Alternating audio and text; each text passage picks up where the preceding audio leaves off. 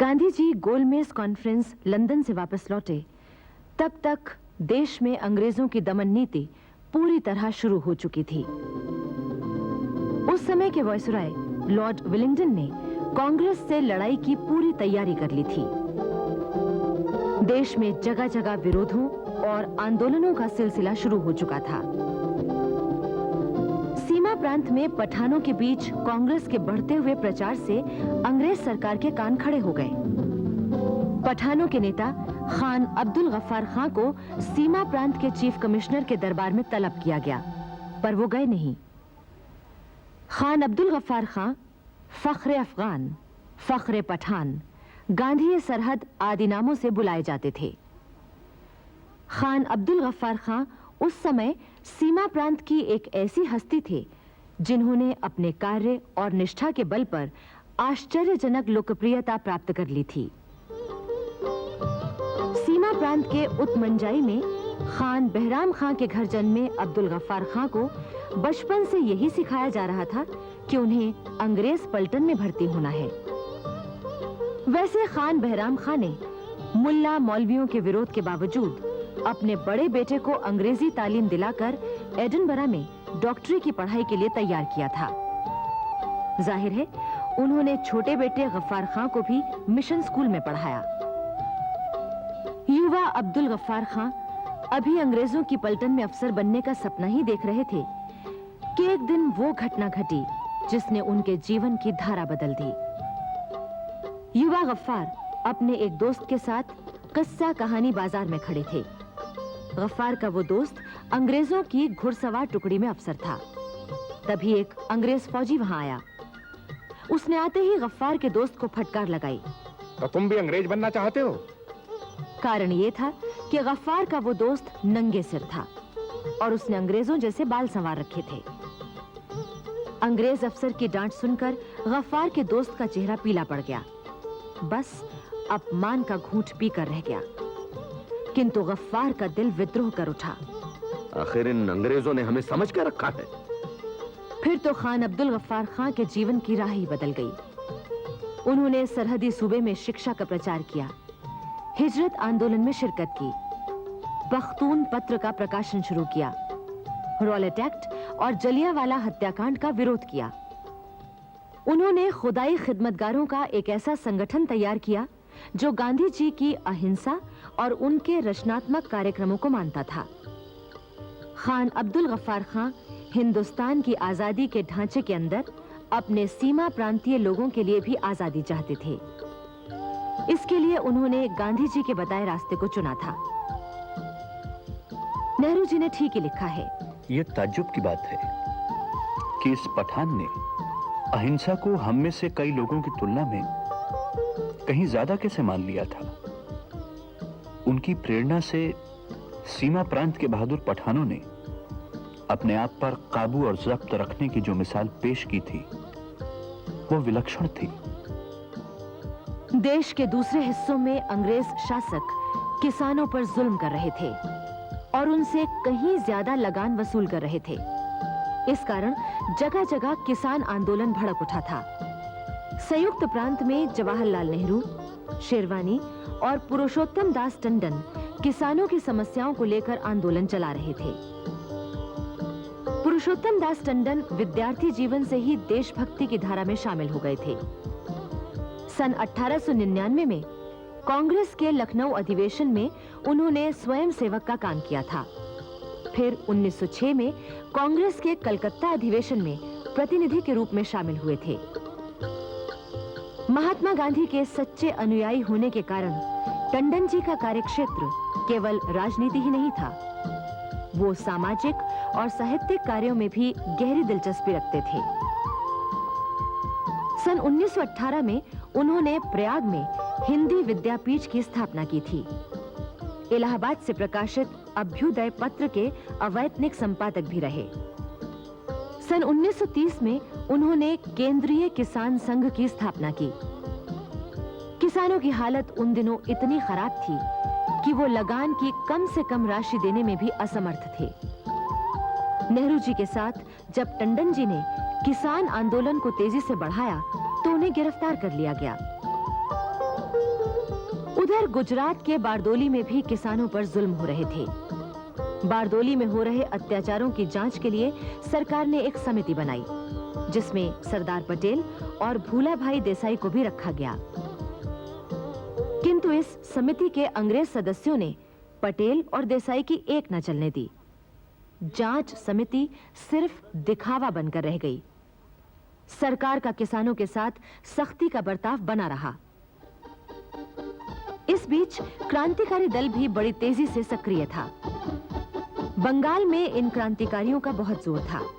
वहां क्रांतिकारी आंदोलन शहरों की सीमाएं पार करके गांव के मध्यम वर्गीय नौजवानों में फैल गया था। ढाका, मेदिनीपुर, 24 परगना आदि अनेक स्थानों में क्रांतिकारी गतिविधियां चल रही थीं। ब्रिटिश सरकार उन्हें दबाने के लिए बुरे से बुरा व्यवहार कर रही थी। इसके अलावा झांसी, मेरठ, बिहार, बंबई आदि में भी क्रांतिकारियों ने अपनी गतिविधियां तेज कर दी थीं। ब्रिटिश सरकार ने दमन चक्र चलाने के लिए पूरी तरह से कमर कस ली थी। एक साथ कई ऑर्डिनेंस जारी कर दिए गए, जिससे पूरे देश में चल रही स्वतंत्रता संबंधी गतिविधियों पर अंकुश लगाया जाए।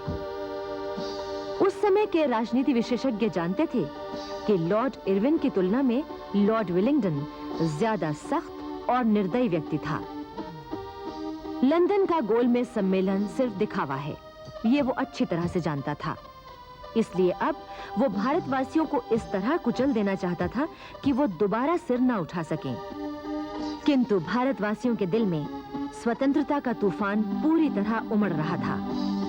वो हर कुर्बानी देने के लिए तैयार थे। कांग्रेस के कार्यकर्ता हर तरह की यातना सहने को तैयार थे।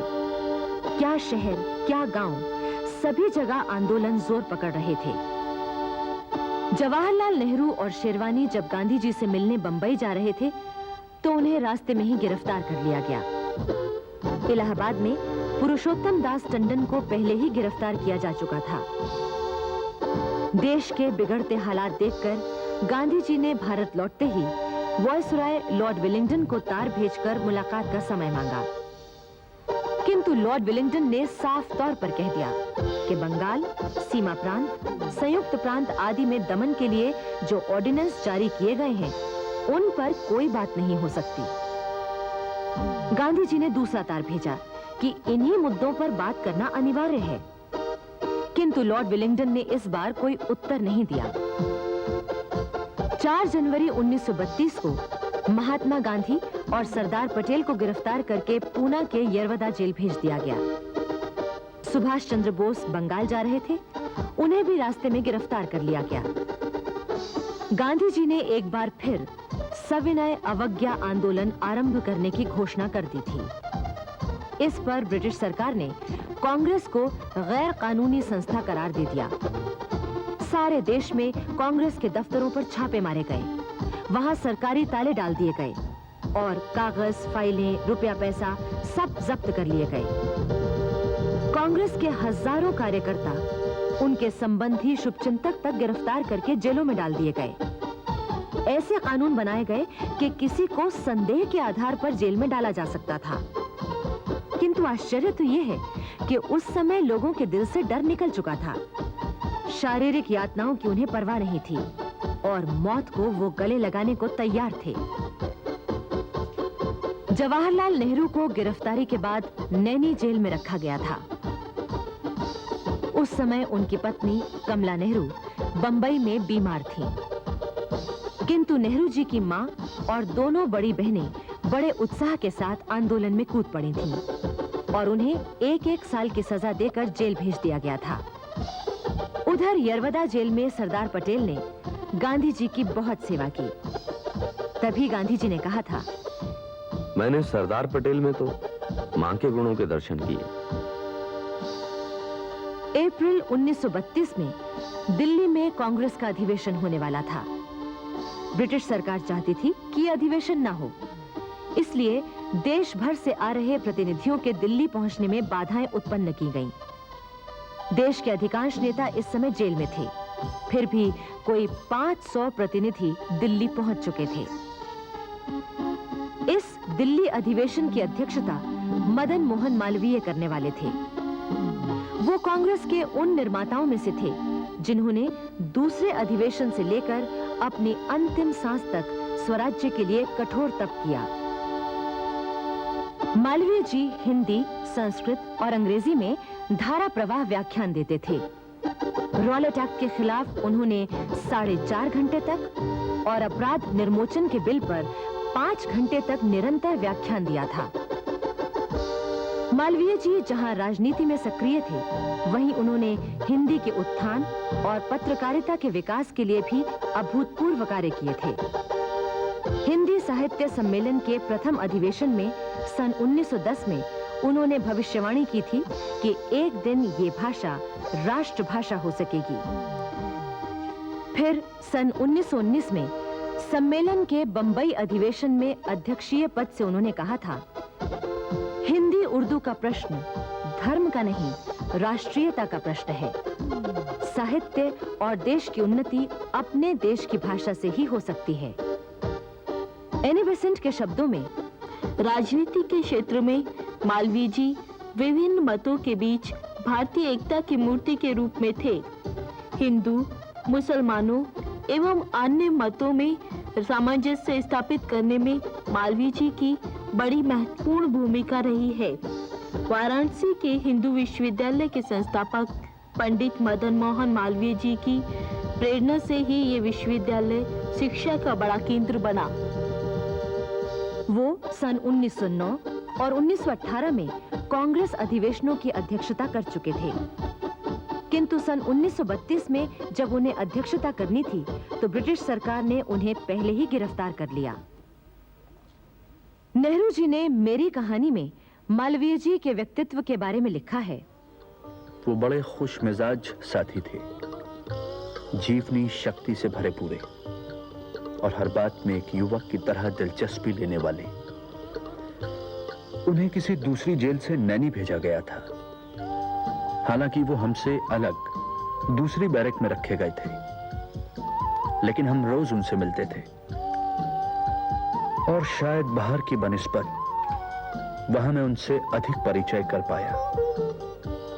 मालवीय जी के गिरफ्तार होने के बावजूद भी सन 32 में पुरानी दिल्ली में घंटा घर के पास चांदनी चौक में कांग्रेस का अधिवेशन हुआ। अध्यक्षता की थी सेठ रणछोड़ दास अमृतलाल ने। इस अधिवेशन में पूर्ण स्वाधीनता को कांग्रेस का लक्ष्य बनाया गया। सविनय अवज्ञा आंदोलन का समर्थन किया गया। गांधी जी के नेतृत्व में विश्वास को फिर से व्यक्त किया गया और अहिंसा में विश्वास प्रकट किया गया। कांग्रेस का यह 47वां अधिवेशन ब्रिटिश हुकूमत की इच्छा के बावजूद भी संपन्न हो गया, किंतु शासन के दमन चक्र में कोई कमी नहीं आई। देश भर की जेलें भरी जा चुकी थीं। 80,000 से भी कहीं ज्यादा लोग गिरफ्तार किए जा चुके थे। लॉर्ड विलिंगडन ने तमाम समझौतों, बातचीत के मुद्दों और कांग्रेस से ब्रिटिश हुकूमत की समझदारी को ताक पर रखकर कांग्रेस को मिटा देने का फैसला कर लिया था।